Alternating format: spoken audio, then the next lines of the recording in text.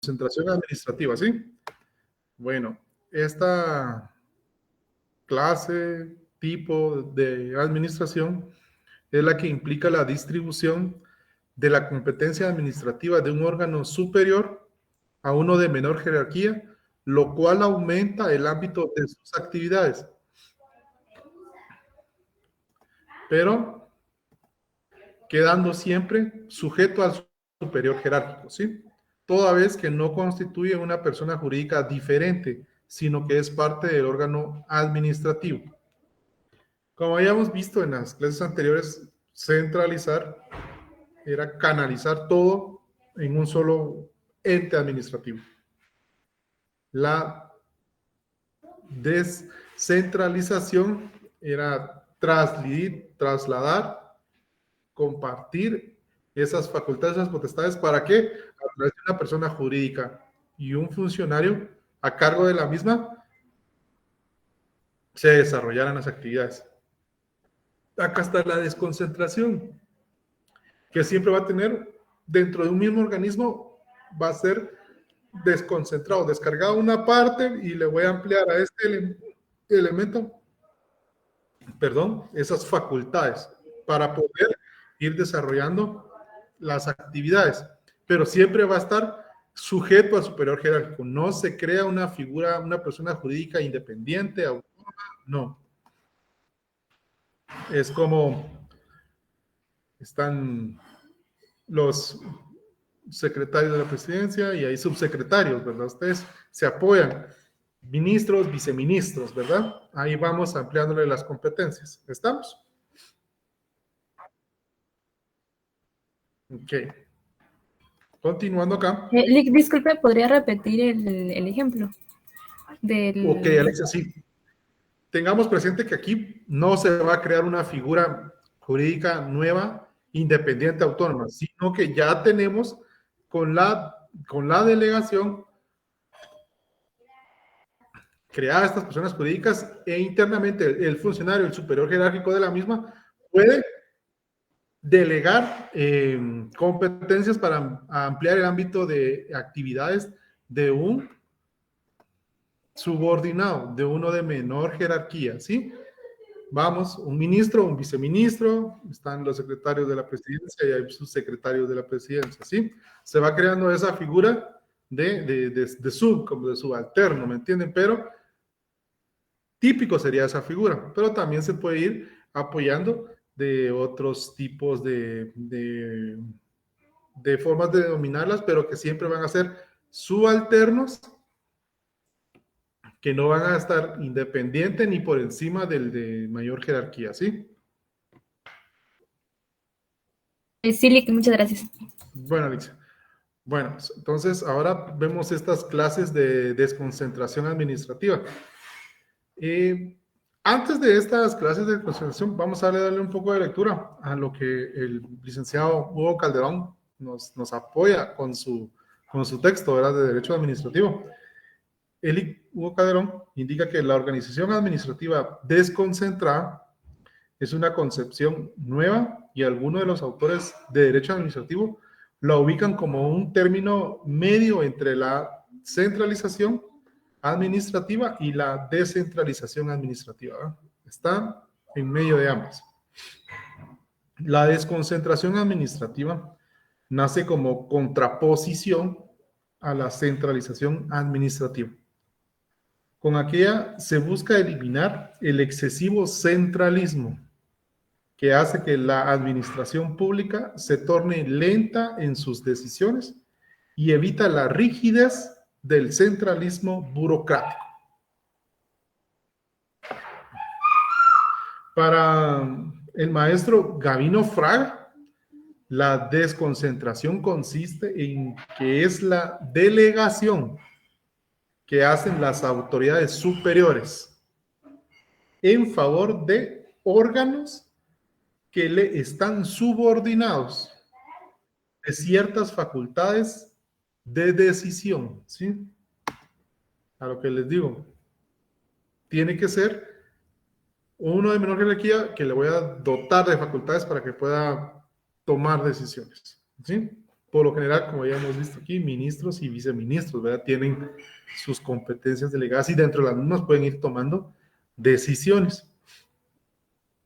Para ceras rojas, indica el Hugo Calderón, la desconcentración administrativa es una técnica de organización que consiste en reconocer importante poder de decisión. Vean ustedes cómo poder tomar decisiones a los agentes del poder central colocados a la cabeza de las diversas circunscripciones administrativas o de los diversos servicios.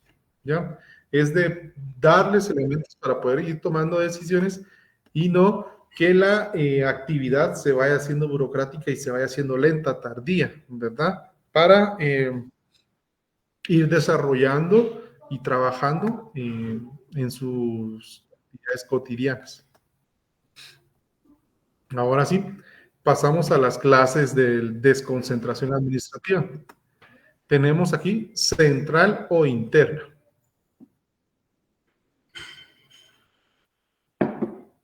La central o interna es cuando la competencia es atribuida a un órgano central de media o inferior jerarquía que la ejercita en todo el territorio nacional. ¿Sí? Aquí es plena. Aquí, con ustedes, voy a ser superior jerárquico, voy a ser el ministro de Energía y Minas y mi jerarquía es ejercida a nivel nacional. O sea, en Petén, en REU, en cualquier jurisdicción, voy a ser el ministro. Y voy a ser un viceministro y tengo jerarquía para ejercitarla en el territorio nacional. ¿Ya? De eso se trata. A esta figura que se le dota de esa potestad también se le marca que tiene jerarquía a nivel, estamos hablando de jerarquía, ¿sí? Yo soy nombrado, tomé posición y ejerzo mi jerarquía a nivel nacional. Ahora está la otra, la periférica o externa. Es la competencia que se atribuye a un órgano que la ejercita únicamente en un determinado territorio. Aquí tenemos la figura del ministro de Gobernación y el ministro de Gobernación delega a un gobernador departamental, ¿verdad ustedes? Entonces ya a través del gobernador departamental ahí está determinándose el territorio en la que va a tener esa competencia, esa jerarquía, más que competencia, esa jerarquía administrativa, ¿sí? Vamos viendo cómo se va delimitando para ir cumpliendo con todas esas gama de requerimientos que existen, ¿verdad? ¿Alguna consulta acá?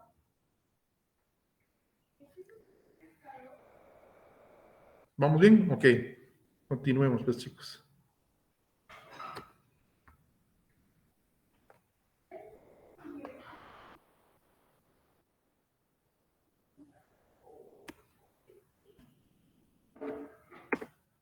Acá.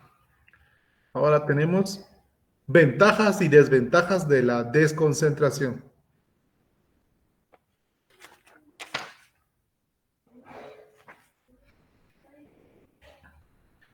Una de las primeras ventajas que apegan a esta figura de la desconcentración es que la acción administrativa es más rápida y flexible, ¿ya? Se va teniendo menos burocracia para tramitarla, ¿verdad? Se va haciendo un poco más, menos de trabas para la tramitación de la misma. Sí. Al tener más delegación de competencia va a ser más rápida poder atender a la población que necesita, ¿verdad? La otra ventaja es que la acción administrativa se acerca a los particulares. Si ven ustedes, como se hace más rápida y flexible, por match se acerca a los particulares de una forma más pronta, ¿verdad? Y otra ventaja, aumenta la responsabilidad de los órganos inferiores. Como se va transmitiendo, ¿verdad? Ustedes, esa facultad de decisión, de conocer, entonces se va transfiriendo esa responsabilidad a quienes se les va desconcentrando esas potestades administrativas. Entonces, asimismo, el ministro de Gobernación, por las decisiones que vaya tomando el gobernador departamental, no va a ser responsable él, sino que todos tienen esa responsabilidad, aunque sean órganos inferiores, ¿verdad? No solo se les dejan potestades, sino que también obligaciones y responsabilidades. Vamos a las ventajas. Las ventajas de la desconcentración es que la politización de los órganos se da esa desventaja, que hay politización de los órganos desconcentrados. A la hora de las directrices o políticas que se van a ir desarrollando dentro del marco de su competencia, su circunscripción, así va a tener esa facultad de poder ir tomando esas directrices, esa política de trabajo, ¿verdad ustedes? Para poder en todos los aspectos, material, financiero, humano, todo, se vuelve, ese es un problema. Como lo doto de competencia y de derechos, también a veces se mal enfoca por el de menor jerarquía, que ahora tiene esa cuota no de poder, pero sí de facultades para poder tomar decisiones, ¿verdad? Entonces es lo que complica mucho que la administración tenga esa particularidad de eficiencia y de honorabilidad, de idoneidad y de capacidad, ¿verdad, chicos? Entonces, otra desventaja, tenemos que se aumenta la burocracia, es decir, mayor gasto público, ¿verdad?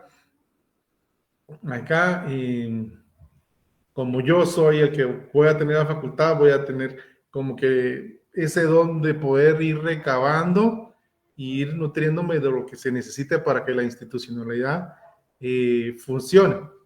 Por eso a veces se caen en los aumentos de presupuestos y todo, porque dicen que no alcanza, ¿verdad? Pero como cada se va desgregando esa competencia, esas facultades, esos derechos, y cada uno va viendo las necesidades que para ellos se tienen y se deben de cubrir, y por lo tanto justifican que se necesita más aporte, ¿verdad? Ingresos, presupuesto. Entonces ahí se aumenta el gasto público, ¿verdad? Ustedes, en todos los aspectos, para sostenibilidad de la institución y su correcto funcionamiento, pues pagando salarios o gastos y todo lo que necesita. Entonces, aumenta el gasto público, es una desventaja. Ustedes. Y otra que tenemos, el servicio puede ser ineficiente debido a la falta de capacidad técnica de sus titulares, ¿verdad? Entonces, como no se va buscando ese perfil alto de requerimientos sobre el conocimiento de lo que se le va a encomendar, entonces ese criterio, ese don de discernimiento para ir desarrollando y que dote a la institución de ese prestigio de que capaz y eficiente, baja considerablemente, ¿verdad? Porque es fundamental que se tenga un equipo y una cabeza, pues, que transmita esa calidad de conocimiento, ¿verdad? Es importante, pero en nuestro ambiente, en nuestro círculo, Y a veces sí es notable la carencia de poder tener esa capacidad de resolver ciertas situaciones que se les van presentando como cabeza jerárquica en cada una de esas personas jurídicas que deben ser, ¿verdad? Los procedimientos para la desconcentración administrativa pueden ser, tenemos 3 formas de procedimiento, ¿verdad, chicos? El primero, por medio de normas emanadas por el legislador. Ya sabemos nosotros que para que pueda ser una norma emanada del legislador, se debe de dar una.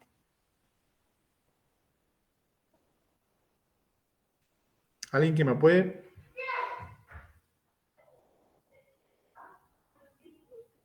¿A qué se nos referimos con esas normas emanadas por el legislador, chicos? Alexia.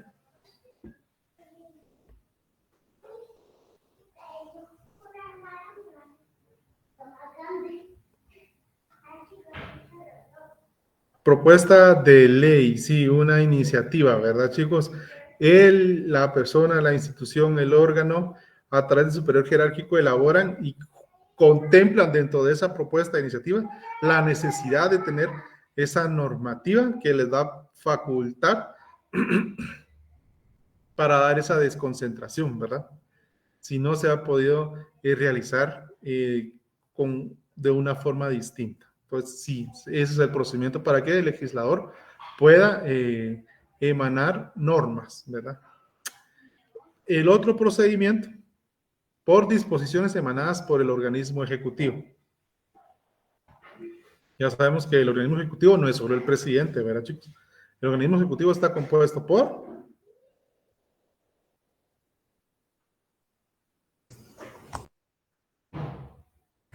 Presidente, vicepresidente, ministros. Sí, Lidia, presidente y sus ministros. Entonces, cuando hay consejo de ministros, entonces ahí se pueden emanar por el ejecutivo, porque así establece el procedimiento. Normas emanadas por el organismo ejecutivo. Entonces, para que se dé el organismo ejecutivo, debe estar compuesto, integrado, ¿verdad? Porque no es solo el presidente y sus secretarios, sino que es todo esto, ¿verdad? Ahí se da secretarios, exacto. Muy bien, Lilia. Y el otro tenemos por medio de normas administrativas de manera pura y simple. Un ejemplo que di en la sesión anterior, la tenemos acá en el artículo 152 de la Ley Electoral de Partidos Políticos. Se los voy a leer. Dice, ya solo con el epígrafe que les lea, ustedes van a saber a qué se refiere este último procedimiento de desconcentración, ¿verdad ustedes? Facultad de creación de dependencias. Dice, artículo 152. El Tribunal Supremo Electoral podrá crear las dependencias pertinentes para el mejor desarrollo de sus funciones, las cuales deberán ser reglamentadas al momento de su creación.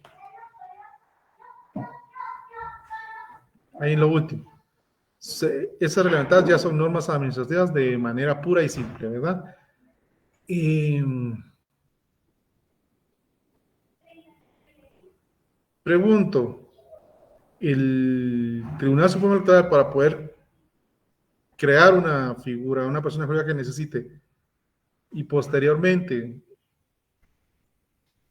a través de normas administrativas de manera pura y simple, va a emitir un decreto, una resolución, un acuerdo o una providencia para poder llevar a cabo ese procedimiento.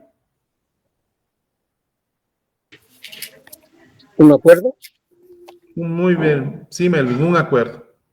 Es mediante un acuerdo que ya después de todo ese procedimiento administrativo que él va a recabar para poder justificar y contemplar que tanto técnicamente, financieramente y jurídicamente está facultado por hacerla, emite el acuerdo y crea. Esa es una norma administrativa de manera pura y simple, ¿verdad? Ustedes, la propia persona jurídica crea, desconcentra esa para a una persona de menor jerarquía, la dota, ¿verdad? Ustedes, para poder tener injerencia en la actividad administrativa.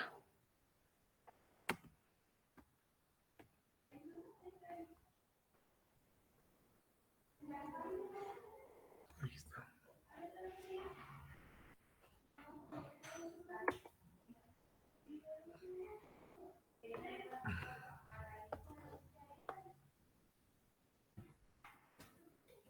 Ahora pasamos a la autonomía administrativa, ¿sí? Acá la autonomía administrativa nos indica que los entes autónomos son aquellos que tienen sus propias leyes y se rigen por ellas. Un ejemplo de un ente autónomo. Félix. Universidades a cargo. El RENAP. Y el que acabo de leer, ¿verdad? El artículo 152 L. Tribunal Supremo Electoral. Sí, así es, Alexia. Estos, sí, muchas gracias por la participación, compañeros. Sí. Entonces sabemos que es autónomo porque tiene sus propias leyes y se rigen por ellas, ¿verdad? Ahí está. Característica de la autonomía. Se considera que tienen como finalidad actuar de una forma independiente y además tienen la facultad de darse sus propias instituciones que le regirán. Acá a este tema de facultad de darse sus propias instituciones es toda esa normativa, ¿verdad? Todas esas figuras que pueden ir creando para regirse, ¿verdad? Reglamentos, todo ese tipo de material que tienen la facultad para poder regir su correcto actuar, ¿verdad? Y lo más importante, el autofinanciamiento, sin necesidad de recurrir al presupuesto general del Estado. Ahí es donde entramos a un poquito de que por qué, si se da, por qué está contemplado, ¿verdad? Ustedes, pero lo normal, típico sería eso. Se crea a la persona jurídica, se da autónoma y ella misma puede tener los mecanismos de crear para su funcionamiento, ¿verdad? Pero a la hora de que se tiene esa obligación y deberes con la población, entonces ahí entra ese debate, ¿verdad? Ustedes, entonces no podemos permitir que tengan esa independencia económica, financiera, ¿verdad? Ustedes, porque ¿cómo lo van a lograr? Entonces está el Estado, quien es el que empieza a dotar para su funcionamiento de la institucionalidad, ¿verdad, chicos? También los entes autónomos deben contar con sus propios recursos, de todo tipo, humano, técnico, material, todo, ¿verdad? Es un elemento esencial. Un patrimonio propio, ¿verdad? Que patrimonio estamos hablando de toda su estructura, su infraestructura, ¿verdad, chicos? En la que va a poder tener esa base de patrimonio. Independencia total del organismo centralizado. Vamos a aquello de que para su toma de decisiones no necesita. O sea, voy a contratar personal, no lo tengo que consultar con el órgano centralizado, el mayor que le quiera. Necesito comprar esas cosas, no voy a pedir visto bueno al organismo ejecutivo. No, o sea, tienen totalmente independencia, ¿verdad? Y sin ningún tipo de control. O sea, no se les puede ejercer control en cómo están actuando administrativamente, ¿sí? Dijo claro, administrativamente. Ya para el otro tipo de acciones y responsabilidades que existen, son otros procedimientos y otros medios, pero administrativamente no tienen ningún tipo de control por no superior jerárquico, sino que el origen de su creación, ¿verdad? Porque no puede venir el organismo ejecutivo, el presidente, para ejercer algún tipo de control sobre la institución, ¿verdad? Eso sí no debe de ser, ¿verdad?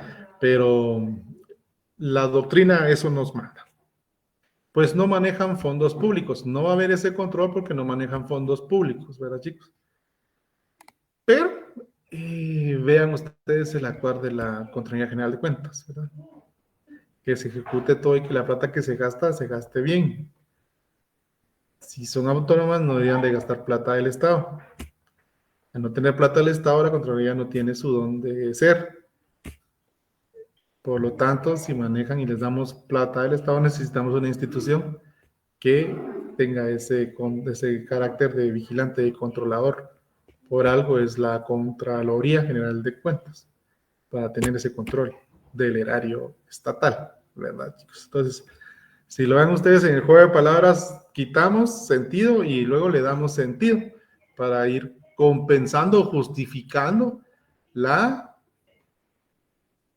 descentralización del Ejecutivo, que no pudiera tenerlo y ejercerlo solo, ¿verdad? Sino que necesita de esas personas jurídicas que lo hagan por el Estado para mantener un Estado de Derecho con principios de legalidad y de juridicidad, ¿sí? Entonces, si no, solo privativos. Aquí es donde entran que solo se utilizan fondos privativos, ¿verdad? Manejan mucho el factor cooperación internacional y todo eso, ¿verdad, chicos? Pero ONGs que intervengan en la cotidianidad, pero no es la totalidad de recursos para poder funcionar de una persona jurídica en la actualidad en nuestro país. Terminamos con que es decir que la autonomía debe ser en lo jurídico, económico, técnico, científico y fundamentalmente en la capacidad de poder autoadministrarse. Esa es la autonomía administrativa. Se da acá porque sí tienen capacidad de poder autoadministrarse. Eso sí, porque ellos mismos ven cómo van desarrollando, gastando y van justificando y marcando su desarrollo, ¿verdad? Entonces, sí se da esa capacidad de autoadministrarse, pero siempre existe esa pequeña codependencia, ¿verdad? Para poder tener esos elementos de funcionalidad. ¿Vamos? ¿Alguna consulta acá? ¿Estamos bien? Ok.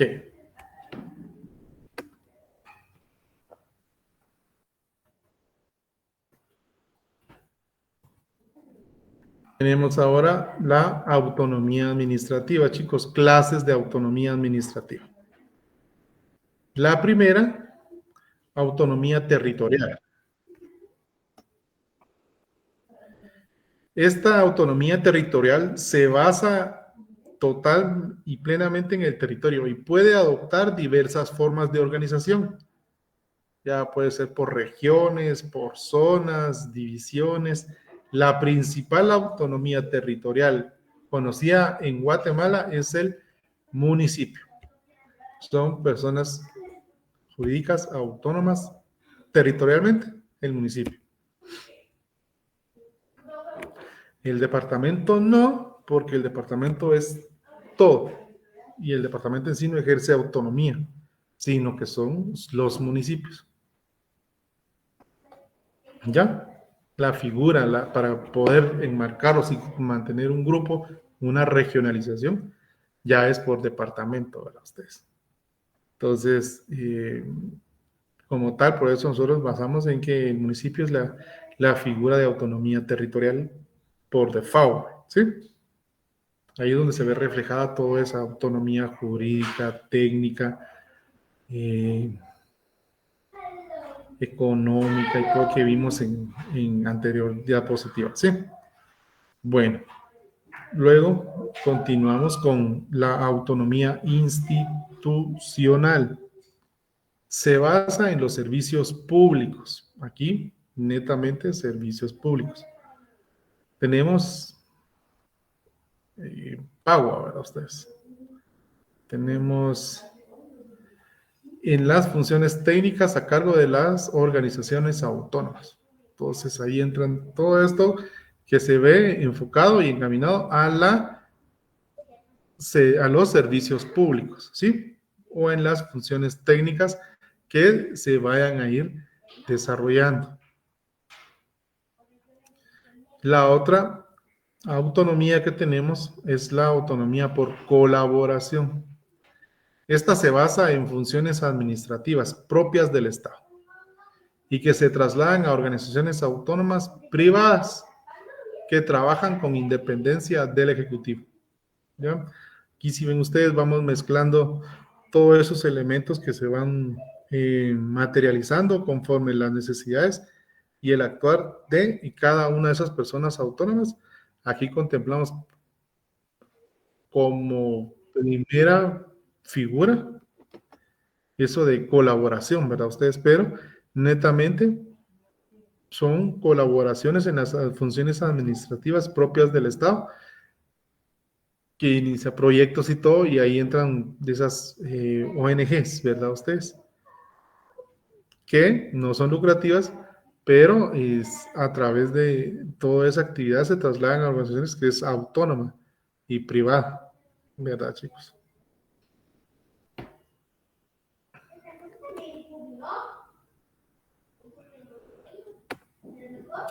Vamos a tocar rápidamente aquí la actividad administrativa, pero los actos administrativos, esto es para la clase siguiente, ¿sí? Vamos a platicar rápidamente que el Estado, como ya vimos, actúa a través de sus órganos administrativos, que se encargan de manifestar la voluntad del ente público. Eso es lo que hacen esos órganos administrativos. Manifestar la voluntad del ente público. Reflejar ante el particular esa capacidad de acción del Ejecutivo en ir atendiendo y disminuyendo las necesidades de servicios básicos, ¿verdad ustedes? En la población, en el ente, en el sector público, que ya es Estado y gobernantes, ¿verdad? Pues esa es la actividad administrativa. Cómo de desarrollar toda esa voluntad, su deber de ser de la actividad administrativa es esa, practicar desarrollarse, ¿verdad ustedes? Hay 3 categorías de actividad administrativa. Como les digo, actos administrativos es una forma de reflejar la actividad, pero los actos administrativos serán objeto más adelante de estudio. Ahorita podemos tener los hechos administrativos, que es esa categoría de la actividad. Los hechos administrativos son todo tipo de acontecimientos, pongan atención a eso, acontecimientos que tengan por resultado el establecimiento, modificación y extinción de las relaciones jurídico-administrativas. Es decir, es un acaecimiento del que se derivan ciertos efectos de derecho, independientemente de la voluntad de la administración. Una escasez de agua, ¿verdad ustedes? Una escasez de transporte, una escasez de combustible. Esos son hechos administrativos, que son acontecimientos, no son propiciados por la administración pública, pero se da y es un hecho administrativo. Que para eso el Estado, a través de las figuras jurídicas que va creando, entra en acción. Y ahí es donde son ya actos administrativos, ¿ya? Por ahí les doy un poquito de luz en eso de los actos administrativos. Pero esos hechos administrativos son acontecimientos que no están contemplados, ¿verdad? Ustedes, pero ante la voluntad de la administración pública, pero surgen, se dan, ¿verdad? Como todo. Entonces, al momento de que se dan esas situaciones, el Estado, esa capacidad de reacción, ¿verdad, chicos? Vamos a continuar y aquí vamos a dejarla con este tema de operación material, que es un una de las 3 categorías de actividad administrativa. Esa operación material es una actuación destinada a preparar o ejecutar las decisiones que encarnan los actos administrativos. ¿Ya? Es un elemento fundamental de la ejecución de la función administrativa. No producen efectos de derecho, aunque indirectamente pueden suscitarlos. Aquí tenemos que es la acción, la actuación a preparar o ejecutar las decisiones que encarnan los actos administrativos. Estamos viendo eso de la situación de alguna escasez de agua, de transporte, de combustible, de alimentos, de canasta básica y todo. Son acontecimientos que están suscitando. Son hechos administrativos, ¿verdad? Pasaron, no se contempla hoy, bueno, ahora Guatemala está sujeta a que si se establece un paro, pues ya se prevé todo, ustedes va a escasez de esto, entonces ahí ya tiene una preventiva de reacción ahora el Estado, ¿verdad? Pero esta operación material ya viene como reflejo de la ejecución de lo resuelto por un acto administrativo. Viene el Ejecutivo y entra a conocer y actúa, y el acto administrativo resuelve, conoce, resuelve y ordena que se ejecuten medidas para poder contrarrestar el hecho administrativo, ¿sí? Pero eso acá en operación material les sugiero que es una actuación destinada a preparar o ejecutar las decisiones que encarnan los actos administrativos, ¿ya? Es un modus operandi de ejecutar lo que resolvió o lo que resuelve el órgano ejecutivo o su persona jurídica correspondiente. Es un elemento fundamental de la ejecución de la función administrativa. Y la función administrativa sabemos que es llegar y cubrir todas esas necesidades de servicios básicos administrativos que se tienen en la población, ¿no? No producen efectos de derecho, aunque indirectamente pueden suscitarlos, ¿verdad ustedes? Porque al ejecutar la forma en que se ejecuta los medios, si ustedes ven acá con la situación reciente que hubo de agua, existió una resolución de la Corte de Constitucionalidad que propiciaba que se pudiera agilizar lo del servicio, el restablecimiento del servicio de agua. Ese elemento fundamental no producía efectos de derecho, pero indirectamente la parte que se hubiera visto afectada por esa resolución, con el afán de querer entorpecer la ejecución de la misma, hubieran interpuesto alguna acción, ¿verdad ustedes? Ahí es donde entonces sí hay efectos de derecho. Hay efectos de derecho cuando uno de las partes ve afectado a los mismos, ¿ya? Actuamos, reaccionamos. A viene y C la facultó para decirle a B que lo que está haciendo no es y lo debe de ejercer. Pero B dice, no, eso sí me genera efectos de derecho, porque mi derecho es que sí lo puedo hacer. Y vengo y actúo. Ahí es donde ya entra y se genera se suscitan esos efectos de derecho, ¿verdad ustedes? ¿Tendrán alguna consulta? Vamos a dejar acá, solo nos queda pendiente entrar ya a los actos administrativos, que ya es un poquito más extenso y por eso sugerimos entrarlos a conocer más adelante, ¿verdad? Alexia, ¿está bien? No, solo pensé que me había levantado la mano, perdón.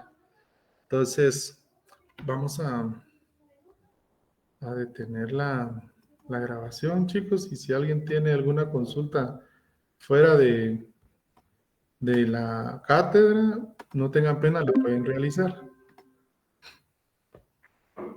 Y sus notas ya en estos días, ¿oyeron? No se preocupen, pues si me iban a preguntar sobre notas.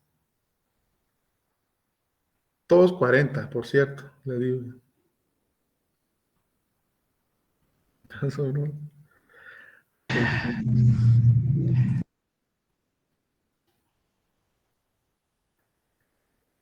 Si Si no tenemos a Alexia ahí, todavía sigue contenta de sacar 40.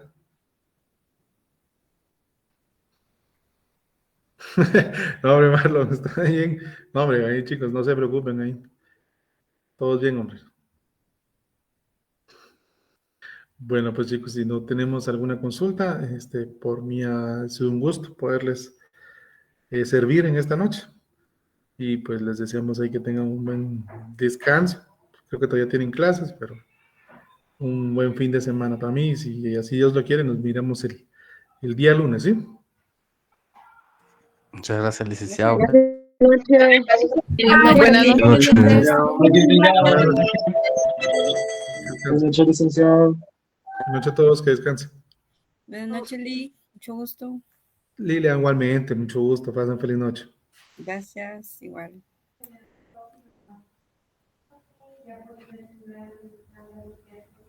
Shut